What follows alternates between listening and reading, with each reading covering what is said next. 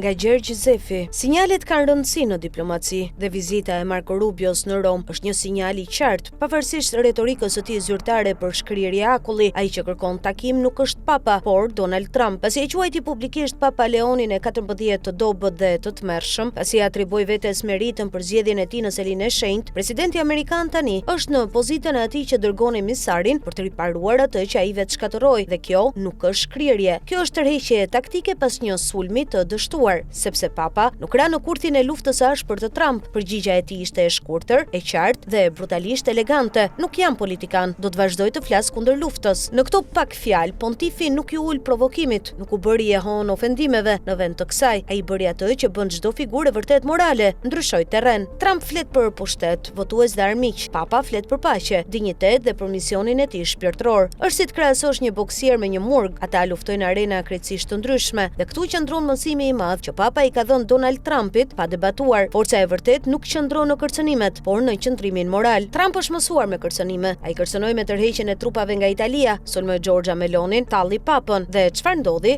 Asgjë. Italia nuk u lëkund, Vatikani nuk u përgjigj në të njëjtën mënyrë, dhe tani ja ku është Rubio në Rom, duke kërkuar të takojë Melonin dhe duke shpresuar për një audiencë me Papën. Kjo është ironia e madhe. Trump u përpoq të përdorte forcën e ashpër të superfuqisë. Papa përdori autoritetin e së vërtetës dhe fitoi. Kryeministri Meloni gjithashtu doli më e fortë nga kjo përballje, duke mbrojtur Papën dhe duke mos u tërhequr para presioneve të Trump. Ajo tregoi se ka një shtyllë kurrizore diplomatike që shumë lider të tjerë e kanë humbur prej kohësh. Ajo kuptoi diçka thelbësore: kur përballesh me një bullizues, tërheqja vetëm e ushqen bullizmin. Sigurisht, Rubio do të përpiqet të ndërtojë urën. Bëhet fjalë për real politik, për bazat ushtarake amerikane në Itali, për miliarda dollar në lojë, dhe është e drejtë që diplomatët të bëjnë punën e tyre. Por le të mos i ngatrojmë gjërat. Kush po kërkon falje? Kush po kërkon takim? Emisari kujt po ecën nëpër korridoret e Romës për të zbutur partnerët? Donald Trump. Papa Leoni 14 i dha një mësim historik presidentit amerikan. Ai e mësoi se egoja dhe kërcënimet nuk janë të pathyeshme. Për atyre që ndron një forcë më e madhe, qetësia e atyre që nuk kanë asgjë për të kërkuar dhe gjithçka për të dëshmuar. Tani rubineti i Rubios në Rom nuk është një gjunjësim i Papës, është e kundërta, është kthimi i kujdesshëm, pothuajse i turpruar, i shtëpisë së bardhë për të mbledhur copat e një marrëdhënie që vetë Trump e hodhi në erë. Po Papa, ai do të vazhdojë të flasë për paqe, sepse ai di, në këtë duel nuk kishte nevojë të fitonte. Ai ruajti dinjitetin e selisë së shenjtë, ndërsa Trump i humbi të dyja.